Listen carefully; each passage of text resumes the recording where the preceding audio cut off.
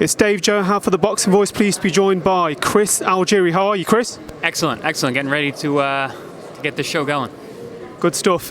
It was, compared to Conor Benn's normal press conferences and stuff, he seemed pretty composed and everything like that. Didn't seem as angry at you. I mean, is that were you preparing for more of a fiery exchange with Conor? No, not at all. You know, I think he's a very respectful guy. I'm a very respectful guy, and we're at a different level now. This is not, you know, a fight in the neighborhood. This is high level stuff. This is world class stuff. This is elite stuff. I'm sure he feels that, and you know, the air about all of this is all professional. Good stuff. I mean, you've been up there with the most top level of fighters.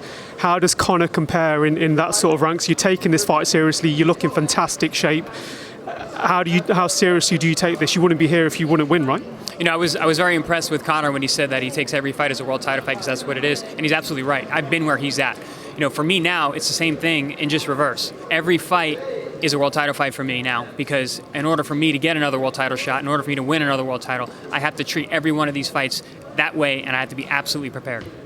And being an analyst as well, with your analyst hat on, I mean, what kind of flaws do you see in Conor?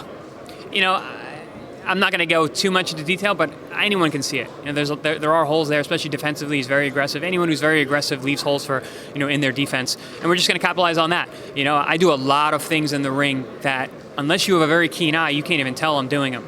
And even my opponents oftentimes don't understand the footwork, the little body shots, the punches here and there. So I just got to dig deep in my bag of experience and utilize every trick in the book. I mean, it's not just the boxing side of stuff. You're big into sports science, the mental game of it all as well. How effective is that as a fighter? I mean, what kind of advice would you give to new fighters? It's about learning everything, isn't it? Oh, absolutely. At the highest level, everyone's good. Literally, everyone can fight, everyone's fast, everyone hits hard, everyone has great skills. The difference between the top performers is up here. So the psychology aspect is something that we work on quite a bit, and it's kept me at the high level for this long. How's your trip been over to Liverpool so far? When did you land?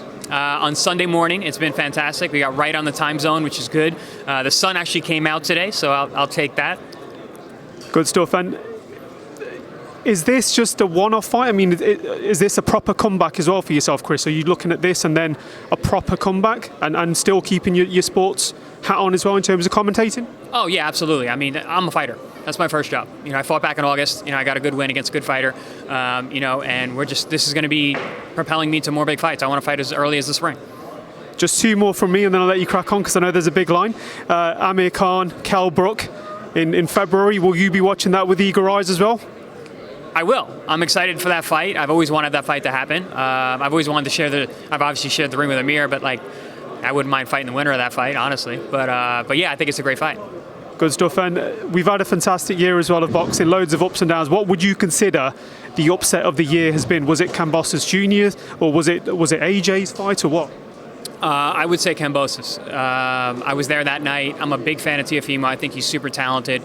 And, you know, Kambosos fought a brilliant fight. And I would take that as the upset of the year. In terms of Usyk and Anthony Joshua, I don't know. I spoke to a lot of people who thought Usyk was going to win. So, good stuff. All the best from The Boxing Voice, Chris. Merry Christmas as well. And let's see what happens on Saturday. Thank you. Looking forward to it.